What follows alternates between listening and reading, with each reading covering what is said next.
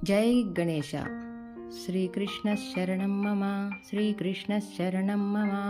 నారాయణ వాసుదేవ విష్ణు శ్రీకృష్ణ అచ్యుతానంత గోవింద మాం పాహి. ఈరోజు నేను ప్రవచనానికి కొంచెం తొందరగానే వెళ్ళానండి. ప్రవచనం ఇంకా మొదలు కాలేదు. అందరూ వాళ్ళ కుర్చీల్లో కూర్చుంటున్నారు.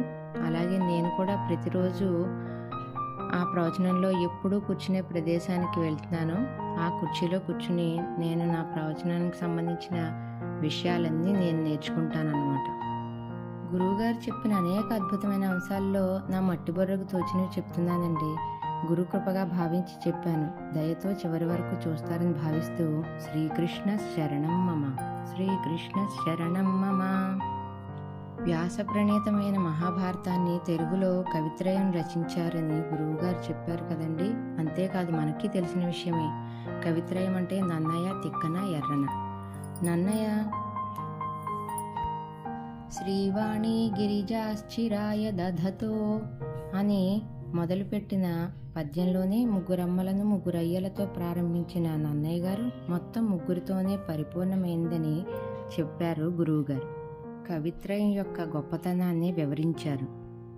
మహాభారతం ఒక దేవశునకంతో ప్రారంభమై మళ్ళీ మరొక దేవశునకంతోనే అవుతుంది.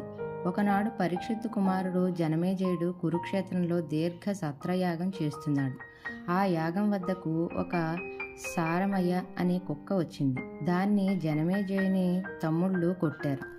అది బాధతో వెళ్ళి తన తల్లి కుక్క శరమకు చెప్పింది. ఆ తల్లి కుక్క వారిని శపించింది. కుక్క ఏమిటి, శాపం పెట్టడం ఏమిటి? ఈ కథలోని అంతర కథలను గురువుగారు చాలా అందంగా, చాలా అర్థవంతంగా చెప్పారు. మీరంతా తప్పకుండా గురువుగారు వీడియోని చూసి ఈ కథలన్నీ తెలుసుకుంటారని భావిస్తున్నాను.